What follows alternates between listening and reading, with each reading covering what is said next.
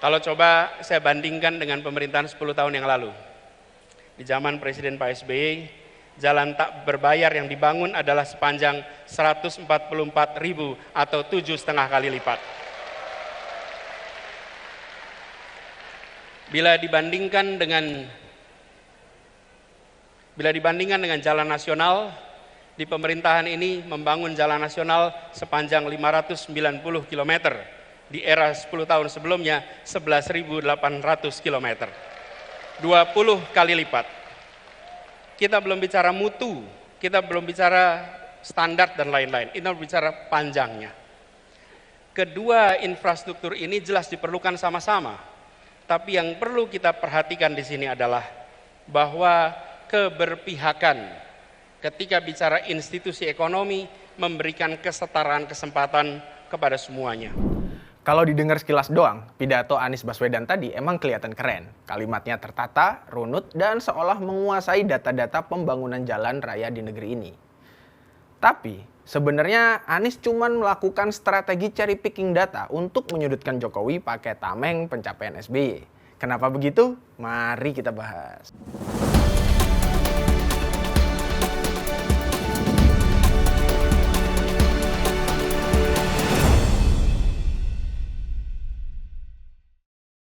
Halo dulur, gue Ahsan.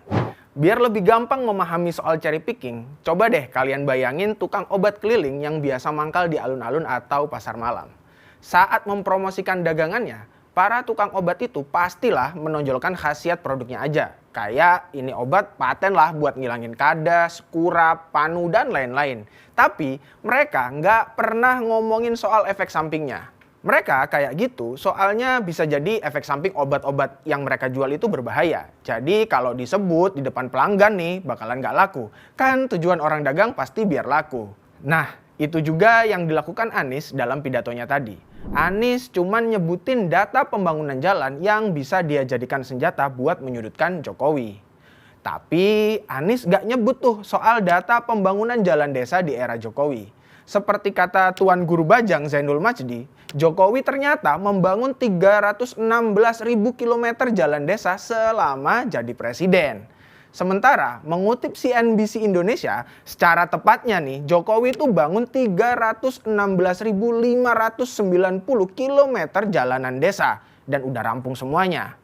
Sebaliknya, data pembangunan jalan desa di era SBY yang bisa gue temukan itu cuman dalam laporan Kementerian PUPR untuk program percepatan pembangunan infrastruktur pedesaan tahun 2005 sampai 2009. Selama rentang waktu tersebut, ternyata SBY cuman membangun total 194.447 km jalan desa, alias lebih pendek dari pencapaian Pak Jokowi. Jadi jelas ya, niatnya Anies tuh emang semata ingin menyudutkan Jokowi pakai tameng pencapaian SBY. Sebuah hal yang menurut gue sebenarnya malah blunder. Kenapa? Karena cara ini justru berpotensi menjatuhkan SBY ketika orang kemudian menyelidiki data yang disampaikan Anies ya kayak yang gue lakukan tadi. Selain itu, pidato Anies juga menunjukkan selama ini pola pikirnya itu ternyata masih parsial. Ia terjebak pada dikotomi jalan gratis dan berbayar aja, tanpa mempertimbangkan azas kemanfaatan di balik setiap pembangunan jalan raya. Meskipun berbayar nih, jalan tol harus diakui bermanfaat loh untuk menunjang mobilitas masyarakat, khususnya untuk menunjang arus pasok barang dan jasa. Nah, argumen Anies nggak ketemu lagi nih di sini. Kehadiran jalan tol menjadi alternatif tersendatnya arus pasok barang dan jasa yang selama ini hanya mengandalkan jalan nasional, provinsi, dan daerah. Perputaran roda ekonomi yang tersendat akibat waktu tempuh pengiriman barang dan jasa yang selama ini terjadi bisa terpangkas dong karena ada jalan tol itu tadi. Tak hanya itu, pergerakan masyarakat untuk kegiatan di luar kepentingan ekonomi seperti mudik, mungkin pergi ke kondangan lah, rekreasi, dan lain-lain ya jadi lebih lancar. Karena kendaraan pribadi tuh nggak perlu rebutan lagi, rebutan jalan tuh sama truk-truk yang ngangkut barang. Jadi kan lebih lowong, lebih cepat. Dan kita buktinya udah nggak pernah tuh atau makin jarang denger macet pas saat mudik, ya kan?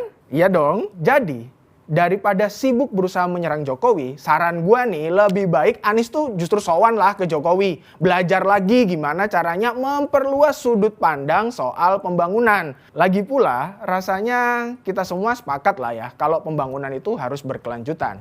yang dalam pelaksanaannya adalah termasuk memenuhi kebutuhan infrastruktur yang belum ada. Kalau di era SBY banyak bangun jalan nasional, provinsi, sampai kabupaten yang gratis, tapi kurang bangun jalan tol sebagai alternatif dan jalan desa sebagai penunjang, maka yang kurang itulah perlu dibangun Jokowi. Kenyataannya, seperti yang tadi juga udah gue bilang, Jokowi memang melakukan itu. Seperti diakui Anies juga, Jokowi banyak bangun jalan tol. Dan seperti yang nggak mau diakui Anies nih, Jokowi ternyata juga bangun ratusan ribu kilometer jalan desa. Singkatnya, sebetulnya progres pembangunan dari era SBY ke era Jokowi itu sudah berkelanjutan. Nggak perlulah ada dipertentangkan lagi satu sama lain, karena keduanya memang sudah bekerja gitu, jadi perlu diapresiasi. Emang sih cuma Anies aja yang sengaja pengen cari gara-gara, benturin SBY sama Jokowi. Sebuah tindakan yang menurut gue jadi makin nunjukin tuh, kalau Anies emang nggak punya nilai jual pada dirinya sendiri. Kerjanya apa sih?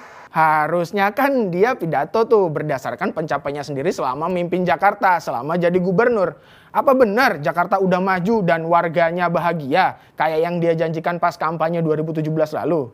Jangan-jangan nggak terbukti tuh. Nah, pemimpin memang harus punya kemampuan retorika yang baik. Anies gua akui punya itu. Tapi yang lebih penting lagi adalah membuktikan retorikanya lewat aksi. Kerja bos, tindakan. Itu yang penting. Karena negara ini nggak akan maju kalau cuman modal ludah. Itulah alasannya tukang obat keliling belum ada nih sampai sekarang yang jadi presiden. Jadi Pak Anies mau jadi presiden atau jualan obat keliling nih? Dadah.